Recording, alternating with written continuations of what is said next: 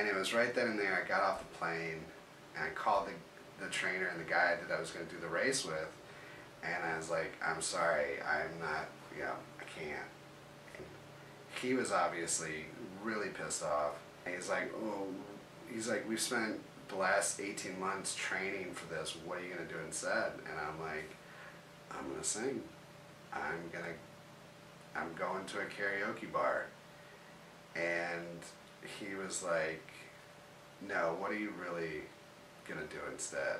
And from then on, I stayed in Gatineau with Sue. He was so cool to let me crash, and he showed me the ropes, he showed me the rooms, he showed me like the protocol, the procedure, how you sign up, how do you behave when you're not singing. Because some people go to karaoke night and they sign up and then they check out. Oh, aren't you also here? Wouldn't you like us to listen to you when you get up there? Do you want to have like no audience? And I don't care how bad you are. If you're coming up and you're grabbing the mic and you're, locked into that projector, I don't care what you're singing, like, I'm giving you my full attention. And Sue taught me very early on, like, what it means to, he wouldn't even call it karaoke night. He called it a gig. And I wouldn't say like, oh, I'm going to karaoke night. I'm like, I have a performance. I have a gig. And I have not wavered from that since like day one. That respect that he had for it, where I started, I was very fortunate to be taught what it is that we're actually doing. Looking up through like, your large catalog of songs, and there are people of all skill levels and interests, but you'll find out very quickly as you go from, performance to performance, but I'll say, since people don't really know, as you go to karaoke night, if you're in the same area, you're going to see the same people.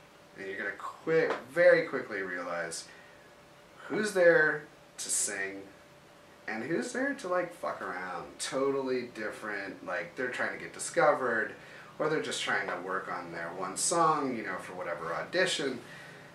And those are the people that,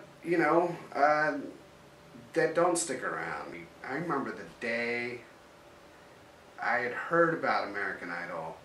I hadn't watched it, and then for whatever reason, I turn on the TV one night, and I hear this voice, and I look up, and I'm like, you have got to be shitting me.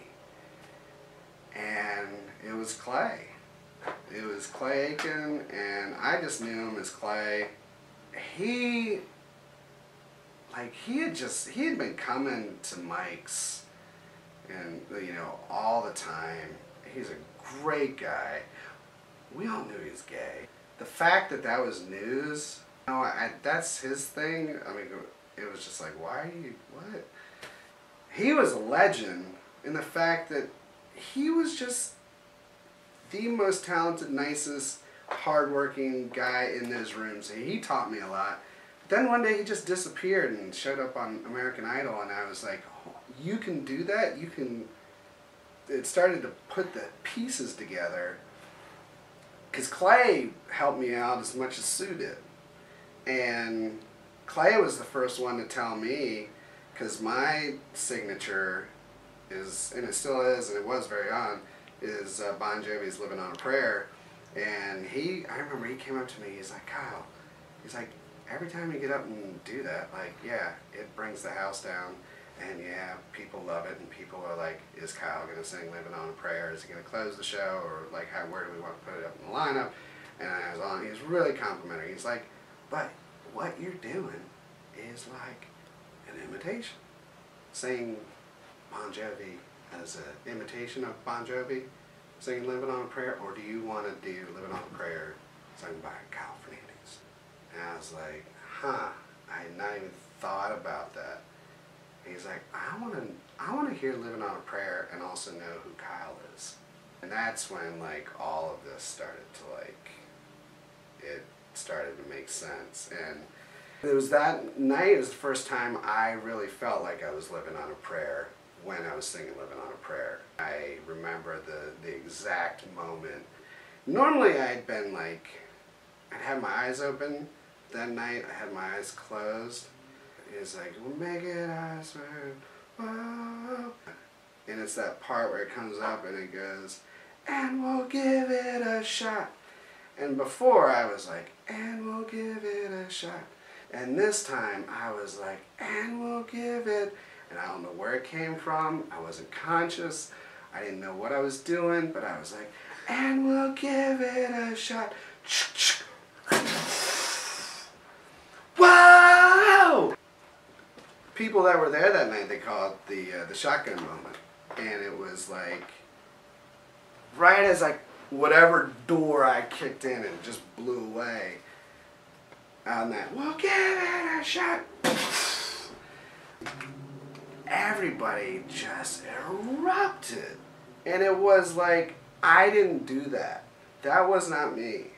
But I had invested so much in the emotion of the song, I don't know what was working through me. But that was not me.